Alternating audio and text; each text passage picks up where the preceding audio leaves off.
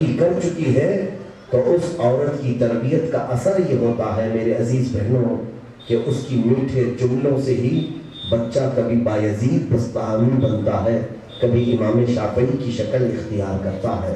بہت ساری عورتیں ہیں مثال کے لیے، لیکن میں چند باتیں یہاں میری آئی ہوئی بہنوں سے کہنا چاہوں گا۔ آج آپ آئی ہیں، تقریریں بہت سن چکی ہوں گی آپ، اور کچھ تو ایسا ہے کہ اب یہ زمانہ لوگ یہ کہہ رہے ہیں تقریریں سننے کا نہیں، ہم تھک چکے تقریریں سن سن کے۔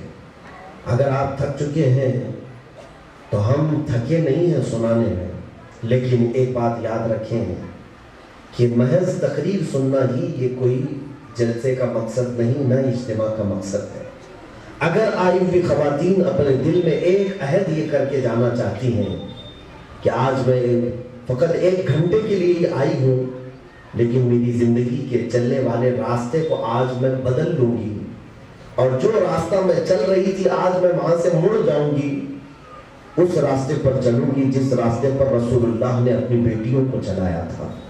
آج میں اس راستے پر چلنا چاہوں گی جس پر رابعہ بصریہ نے چلا، اور اس راستے پر میں آج چلنا چاہتی ہوں، عہد کرتی ہوں جس راستے پر امت کی عظیم ماؤں نے چل کر کے ہمارے لیے بہت ہی رہنما نقوش چھوڑے ہیں۔ میری عزیز بہنوں، اگر عورت کے اندر انقلاب آتا ہے تو آپ نہیں جانتی کہ اس کا اثر کتنا ہوتا ہے۔ ہم مردوں کو ہر جمعہ میں تقریر کرتے ہیں، مردوں کی اصلاح کی کوشش کرتے ہیں۔ ایک مرد اگر سدھرتا ہے، سنورتا ہے تو یہ ظاہر کو سنوار دیا ہم نے، لیکن ایک خاتون اگر سنورتی ہے، اپنا دل کی روحانیت کی تقویت وہ پیدا کر لیتی ہے، تو جانتی ہیں اس کا اثر ایک پورے خاندان پر پیدا ہوتا ہے۔ ایک عورت کی اصلاح ایک پورے معاشرے کو صحیح کر سکتی ہے، اس لیے کہ عورت کی گود بچے کی پہلی یونیورسٹی ہے، بچے کی پہلی درسگاہ ہے۔ تو درسگاہ میں اگر کیڑ لگ گئے ہوں تو اس درسگاہ سے نکلنے والا کوئی بچہ نہ عالم بنتا ہے، بلکہ وہاں سے پیدا ہونے والا ہر بچہ ظالم بن کے ہی نکلتا ہے۔ درسگاہ میں اگر خرابی ہو گئی ہو، آج میں چاہتا ہوں کہ ہر آئی ہوئی بہن وہ ایک عظیم درسگاہ ہے، ایک جامعہ ہے، ایک یونیورسٹی ہے۔ تمہاری اصلاح نہ جانے کتنے بچوں کی اصلاح کا ذریعہ بن جاتی ہے۔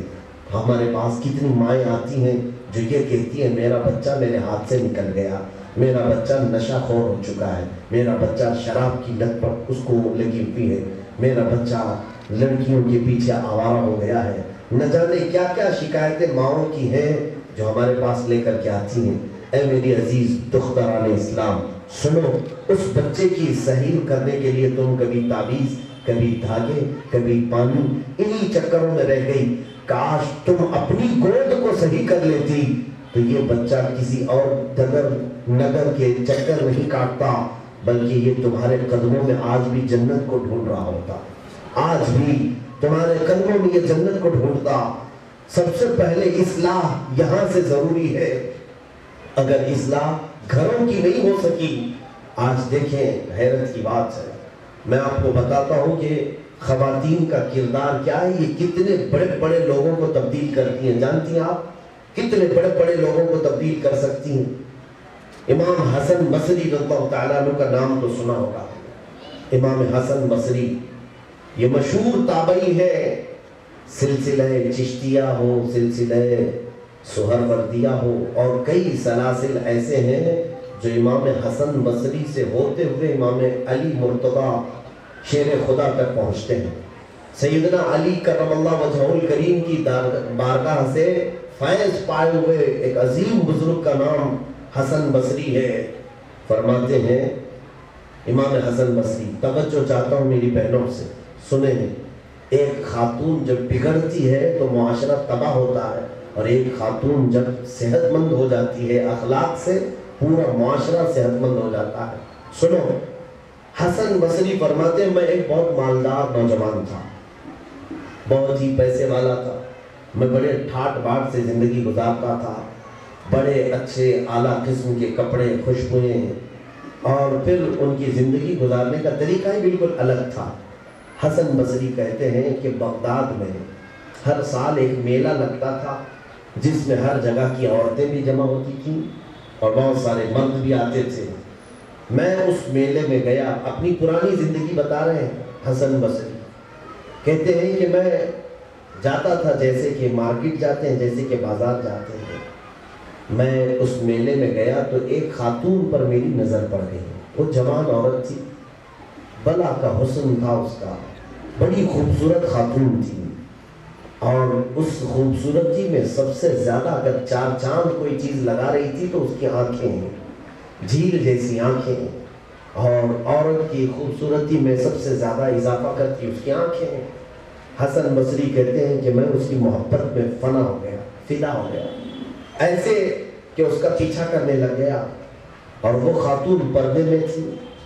تھوڑی دیر کے لیے اس کا حسن میں نے دیکھ لیا، لیکن وہ حجاب میں آ گئی۔ وہ عورت اپنے گھر گئی، میں اس کا گھر دیکھ لیا۔ اس کے بعد پھر میں اس کے گھر کے چکر کاٹنے لگا کہ میں اس خاتون سے ایک بار مل لوں، اس خاتون سے میں اپنے دل کی بات کہہ لوں۔ آج جو معاشرہ خراب ہے میری عزیز بہنوں، دیکھیں چھپ چھپ کر کے ہم اجنبیوں کے ساتھ ملنا، اللہ کے عذاب کو دعوت دینے والے کام تقریباً ہر معاشرے میں آج پھیلے ہوئے ہیں۔ نوجوان یہ سمجھتے ہیں کہ میں چھپ کر کے کسی لڑکی سے بات کر لوں، اس کا ہاتھ تھام لوں، اس کے ساتھ میں چلوں، کسی کو نہیں پتہ چلے گا۔ کیسی بات کرتے ہوں وہ رب ذوالجلال جس نے قرآن میں فرمایا لا تأخذہ سنۃ ولا نوم، جسے نہ اونگ آتی ہے نہ نیند آتی ہے، وہ رب ذوالجلال ہر گھڑی تمہیں دیکھ رہا ہے، ہر آن ہر لمحہ تمہیں دیکھ رہا ہے۔ حسن بصری کہتے ہیں میں اس خاتون کے گھر کے چکر لگاتا رہا، اس عورت کو پتہ چل گیا، اس نے مجھے گھر میں بلایا اور پوچھا کیا چاہتے ہو؟ حسن بصری نے کہا میں تیرے حسن پر فدا ہو چکا ہوں، اور کہا کہ میں چاہتا ہوں کہ تجھے میں اپنا لوں۔ اس خاتون نے پوچھا تو نے مجھے کیسے دیکھا اور کیا چیز تجھے میری پسند آئی؟ حسن بصری نے کہا تیری آنکھیں بڑی خوبصورت ہیں، اور ان آنکھوں پر تو میں فدا ہو چکا ہوں۔ اس خاتون نے کہا ٹھیک ہے، میں کل اپنا فیصلہ کرتی ہوں، میں اپنا فیصلہ کل سناتی ہوں۔ آج تو تم آئے اور میرے گھر کے چکر لگانا چھوڑ دو، آج سے تم جاؤ اپنے گھر، میں کل تجھے پیغام بھیجتی ہوں۔ حسن بصری بہت خوش ہو گئے، کہتے ہیں میرے دل کی ارمان، میرے دل کی تمنائیں پھر بھڑک اٹھی کہ خاتون یہ لڑکی مجھے پسند تو آئی اور اس نے بھی شاید مجھے پسند کر لیا ہوگا۔ اپنے گھر گئے، دوسرا دن بے چینی سے گزارا۔ رات کے وقت ایک شخص حسن بصری کے گھر آتا ہے اور آ کر کے دروازہ کھٹکھٹاتا ہے اور کہتا ہے حسن تمہارا نام؟ کہا فلاں خاتون جانتے ہو؟ کہا ہاں جانتا ہوں۔ کہا اس نے مجھے تمہارے گھر ایک ہدیہ بھیجا ہے، تحفہ بھیجا ہے۔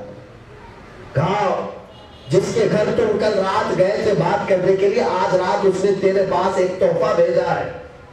پوچھا کہ جلدی لاؤ، وہ تحفہ ہے کیا؟ تو آیا ہوا شخص ایک ڈبے میں یا ایک برتن میں کوئی چیز پیش کرتا ہے۔ حسن بصری نے کھول کے دیکھا تو اس میں کٹی ہوئی آنکھیں رکھی ہوئی تھی، آنکھوں پر خون جمع ہوا تھا، آنکھوں کی پتلیاں پوری برتن پر رکھی ہوئی تھی۔ حسن بصری کہتے میرے ہاتھ کانپ گئے، میرے ہاتھ سے برتن چھوٹ گیا۔ میں نے پوچھا یہ کیا ہے؟ آنے والے نے کہا اس خاتون نے چاقو سے اپنی دونوں آنکھیں کاٹ دی اور تیرے لیے تحفہ بھیجا ہے۔ کہا کیوں اس نے کاٹ لی؟ کہا اس نے کہا ہے کہ تجھے یہ پیغام دے دے، تو ان آنکھوں پر بہت مرتا تھا، اس لیے اس نے آنکھیں تیرے حوالے کر دی، اور وہ چاہتی ہے کہ جو آنکھیں فتنے کا سبب بن چکی وہ آنکھیں وہ اپنے جسم میں برداشت نہیں کرنا چاہتی۔ وہ عورت چاہتی ہے کہ جو چیز اسے فتنے میں مبتلا کر دے ویسی چیز اسے جسم میں بھی نہیں چاہیے، اس لیے کہ وہ اللہ کے خوف سے روزانہ لرزتی رہتی ہے۔ وہ عام عورت نہیں ہے، اللہ کی ایک ایسی برگزیدہ بندی ہے کہ پوری رات خشیت الہی میں عبادت کے ساتھ گزارتی ہے۔ حسن بصری کو پورے جسم میں رونگٹے کھڑے ہو گئے، ہائے افسوس میں نے کس عورت پر نگاہ ڈالی اور میں نے کیا کر دیا۔ اس عورت کی یاد میں پوری رات بے چینی میں گزارا اور اپنے اس گناہ پر بڑی شرمندگی ہوئی کہ نہ میں اس عورت کے گھر جاتا، نہ وہ اپنی آنکھیں کاٹ کر مجھے دیتی، پتہ نہیں اس کا کیا حال ہوگا۔ اے میری عزیز بچیوں، اگر کسی عورت کی آنکھیں چاقو سے کٹ گئی ہو کتنا درد ہوا ہوگا اور کیا حالت ہوئی ہوگی۔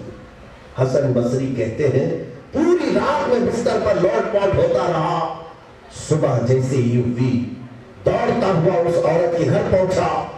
معلوم تو کروں کہ یہ خاتون اپنے چاقو سے اپنے ہاتھ سے آنکھیں کاٹ کر رکھ چکی ہے، اس کا کیا انجام ہوا ہوگا۔